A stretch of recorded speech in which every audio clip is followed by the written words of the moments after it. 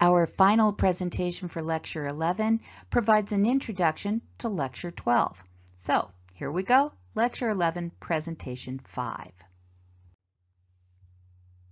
Neanderthal Homo sapiens, 300 to 27,000 years ago, Europe and Western Asia.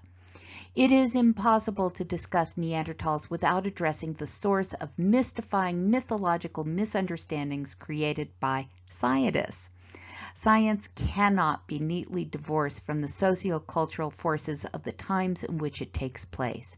Neanderthal provides the best example of this problem.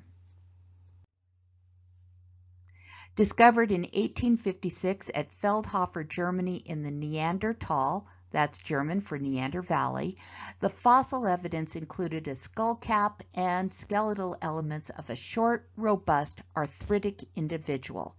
The fossils are now dated at about 45,000 years in age. Poor Neanderthal. As the first fossilized human ever known, it was subject to the cultural perspectives of the times, Victorian-era Europe. In that period, literary masterpieces on the subject of humanity, the struggle for good and evil in the human soul, were extremely popular. We had Frankenstein by Mary Shelley, Dr. Jekyll and Mr. Hyde by Robert Louis Stevenson, Picture of Dorian Gray by Oscar Wilde, and Dracula by Bram Stoker.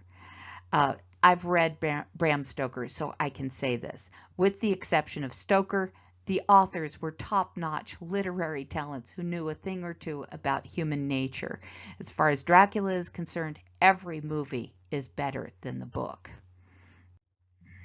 Drop the first known fossil of an extinct human into this cultural period and you have a perfect subject for moral inspection. Was Neanderthal a beast or was it human? Or, like its literary counterparts, was it both? Early scholarly responses to Neanderthal. In 1857, anatomist Schaffhausen claimed that it was a savage and barbarous person predating Germanic peoples. In 1864, the geologist King said, "I am constrained to believe that the thoughts and desires which once dwelt within it ever soared beyond those of a brute." In 1864, the anatomist Blake claimed that it was an imbecile. In 1872, the anatomist Virchow claimed that it was a modern human with pathological deformities. Some German researchers thought that it was a deformed Russian Cossack from an 1800s war, and some Russian researchers thought that it was a deformed German soldier from the same war. Americans didn't know what to make of Neanderthal. It was Europe's problem. And the French, they probably just had a good laugh. German, Russian, Roman, all are primitive. By 1912, Neanderthal was known from other sites, but this did not improve its image. In fact, Neanderthal was overshadowed by a prettier human fossil. In 1868, the first known fossil modern humans were recovered at Cro-Magnon in France. Unlike Neanderthal, Cro-Magnon was treated like a beauty queen rock star. On this and the next slide, you will see some illustrations of human evolution for men of the Old Stone Age from 1914. That is the equivalent of the textbook that you have now. Neanderthal was thought to validate early man's history as solitary, poor, nasty, brutish, and short. Neanderthals were depicted as louts who lived in caves, carried clubs, mistreated their women, and had really, really bad haircuts, mullets. In contrast, Cro-Magnon, modern human, verified modern human nobility in nature. He breathes only peace and liberty. Modern humans were depicted as artistic and cultured, with great posture, excellent paternal aptitude, and with wonderful hair, classic romantic curls.